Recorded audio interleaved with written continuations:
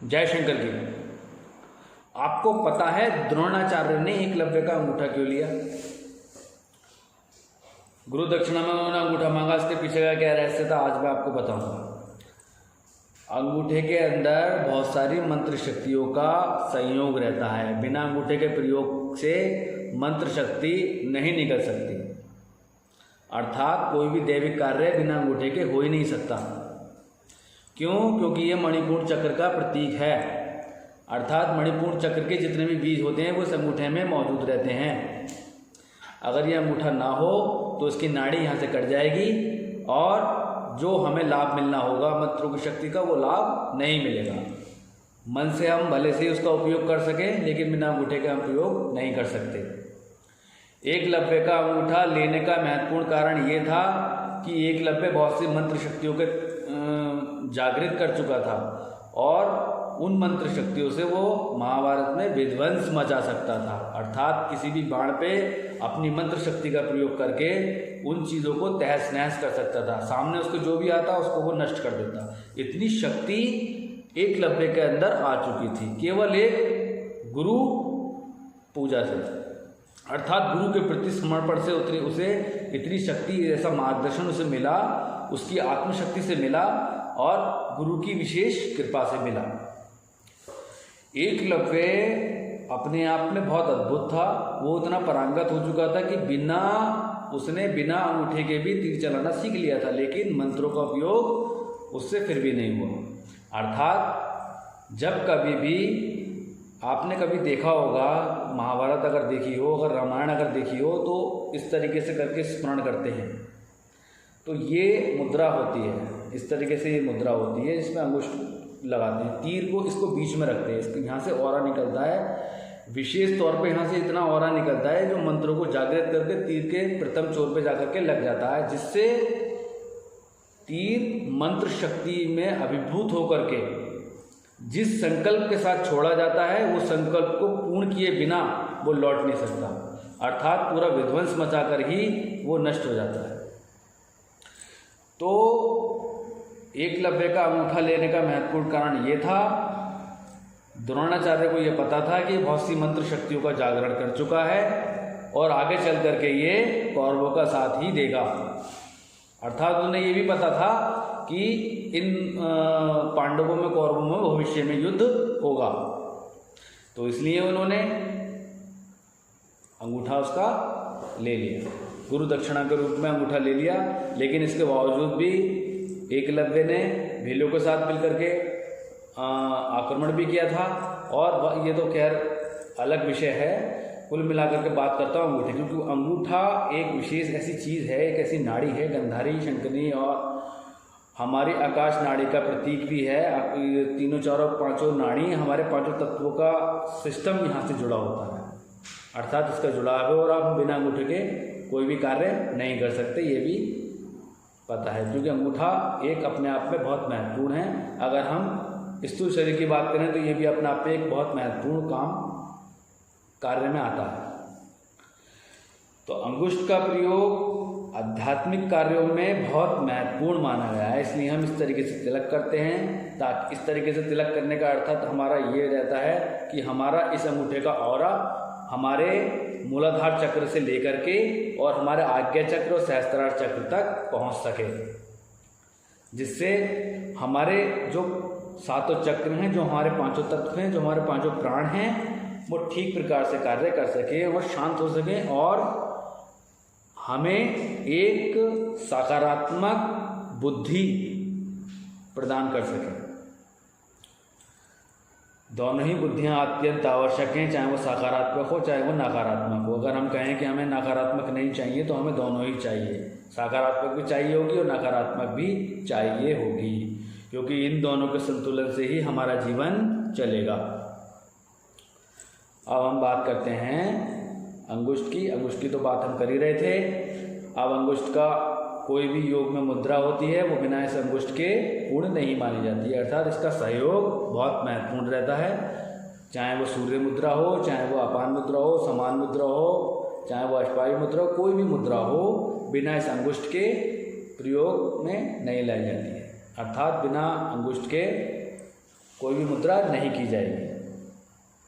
अब हमें ऐसा क्या करना चाहिए, हमें ऐसा क्या करना चाहिए कि हम इस अंगुष्ठ का प्रयोग कर सकें, तो उसको जान लेते हैं। अंगुष्ठ का प्रयोग करने के लिए देखिए, अंगुष्ठ का हम कोई भी मुद्रा करते हैं प्रथम पौड़ पे लगा कर करते हैं। लोगों को नहीं पता होता है कि प्रथम पौड़ पे लगाने का अर्थ क्या है, द्वितीय तृतीय। इसका खंड 3 भागों में डिवाइड होता है। हमारा अंगुष्ठ जो है वो 3 भागों में डिवाइड है, अर्थात ये 3 भागों में रहता है, मौजूदा स्थिति में 3 भागों में रहता है। हमारे उंगलियों के 3 पौर हैं, पहला दूसरा तीसरा, पहला दूसरा तीसरा, पहला दूसरा तीसरा। तो अंगुष्ठ का जो पहला भाग है ये हमारी इच्छा शक्ति को कंट्रोल करता है। दूसरा भाग जो है वो हमारी काम शक्ति को कंट्रोल करता है, अर्थात उसको शांत करता है। तीसरा भाग जो है वो इन दोनों से रिलेटेड जो भी हमें लाभ मिलते हैं वो तीसरे भाग पे टच करने पर प्राप्त होते हैं। जैसे कि अगर हम मानते हैं कि हम सूर्य मुद्रा करें, तो प्रथम भाग में अगर टच करके सूर्य मुद्रा करेंगे तो ये अर्ध सूर्य मुद्रा ज्ञान मुद्रा है, ये अर्ध ज्ञान मुद्रा है। दूसरे पौर पे करेंगे तो मध्य ज्ञान मुद्रा कही जाएगी, और तीसरे पौर लास्ट पौर पे करेंगे और उंगलियों को सटीक करेंगे तो ये पूर्ण ज्ञान मुद्रा कही जाएगी। पूर्ण ज्ञान मुद्रा का अपना एक अलग लाभ है। बहुत से लोग अर्ध ज्ञान मुद्रा ही करते हैं, इसका भी अपना अलग बेनिफिट है।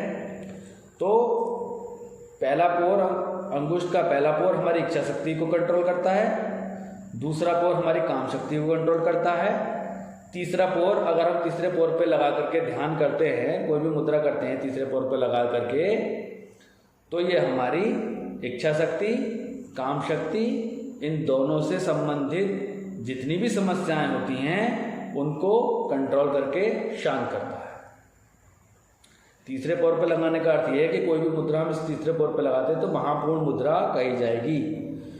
मध्य पौर पे लगाएंगे तो मध्य पौर मुद्रा कही जाएगी, और प्रथम पौर पे लगाते हैं तो प्रथम पौर या अर्ध मुद्रा कही जाएगी। योग में मुद्राओं को अपने आप में एक अलग महत्व है।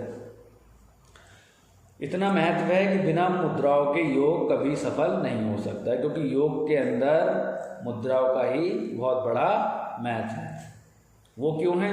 क्योंकि हमारे स्थूल शरीर के अंदर 72,000 नाड़ियाँ होती हैं। इन 72,000 नाड़ियों में 16,000 नाड़ियाँ महत्वपूर्ण हैं और 16 नाड़ियाँ प्रधान हैं। उन 16 नाड़ियों को चलाने के लिए 3 नाड़ियाँ महत्वपूर्ण हैं जो हमें स्थूल रूप में दिखती हैं, जो हमारी सूर्य और हमारी चंद्र और हमारी सुषुम्ना, ये 3 नाड़ियाँ जिनको हम कार्यकर्ताओं को भी देखते हैं, 15-15 दिन के हिसाब से परिवर्तित होती रहती हैं और 2.5 घड़ी के हिसाब से बदलती रहती हैं।